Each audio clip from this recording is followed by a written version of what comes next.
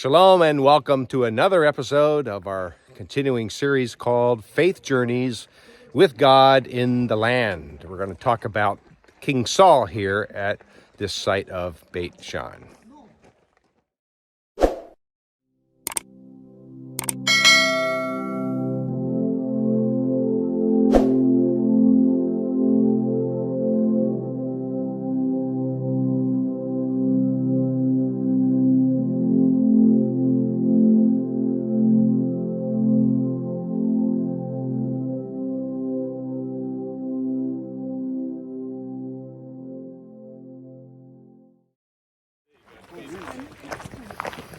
Shalom from Bethshean. We've done already another part of this series here. We talked about the parable in Luke 15 and the prodigal son who maybe was at a huge Roman site like this. We can't be sure it was this site. But yet, now we're climbing the Old Testament tell or site of Bethshean, and this connects us to a guy named King Saul. Now, King Saul, of course, was the first Israelite king. And as we prepare ourselves for, by the way, 190 steps up, we are going to consider King Saul's life. He was one who started, again, the kingdom in Israel. And yet, towards the end of his life, he swerved away from a really deep commitment and trust in God. Eventually, he would die on Mount Gilboa, which we'll see from the top. And his body was brought from Gilboa. It's about 8 or 9 miles away. And his body was hung on the walls of this city, probably the town square walls. Archaeologically, no fortification walls have been discovered. But my friends, we're heading up this way. So as you see behind me, the 190 steps that we're going to use to ascend to the top of the site. Now later on, there was a Roman temple up here. But during the days of King Saul, this is where the Philistines brought his body and hung it on the walls of the town square.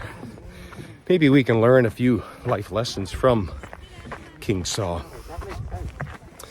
From time to time, he revealed some good qualities as a king. Towards the end of his life, he was sort of straying away from a complete trust in God. So he ended up killing himself on Mount Gibeah. We'll see that in just a short moment. And all of Israel mourns for him. Jabesh Gilead, the men from a city on the other side of the Jordan River, by the way, come and rescue his body from the walls, probably as a favor to honor Saul for the help that he previously offered to them.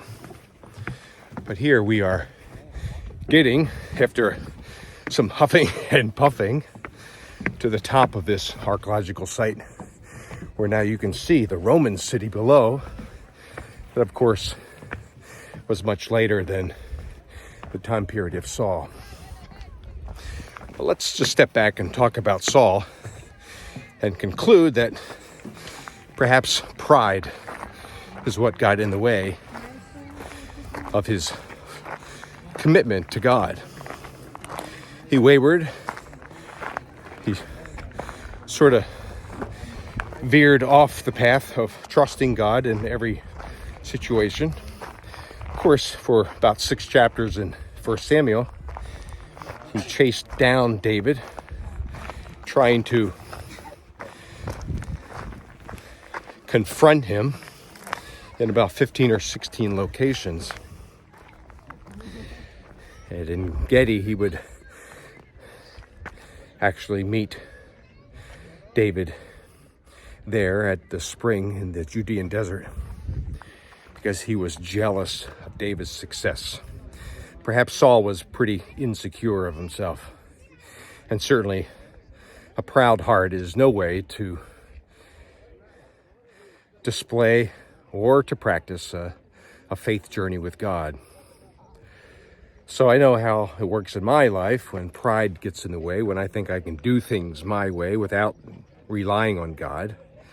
What happens is that I learned the hard way, and of course Saul did that as well. Let's finish up this talk with heading to the top of this tell, the very top, and getting a look at Mount Gilboa. This is where Saul actually died, and you can see how close it is. I'll turn around so that you can see Mount Gilboa there behind me. So King Saul died there. His body was brought here, and his life ended. His head was cut off. Why would that be? Because David, back in chapter 17 of 1 Samuel, cut off the head of Goliath, the Philistine. And of course, word spread around the Philistine territory about King Saul's death. So perhaps our life lesson today in this series is that we need to keep our pride in check. We need to keep our hearts open, dependent on God for everything. Whether we're in leadership or whether we're a follower, pride gets in the way of a full commitment to God. So we learn this life lesson here on top of Bethshean today. Be encouraged and fully trust in God in your walk of faith with Him. Until next time, shalom.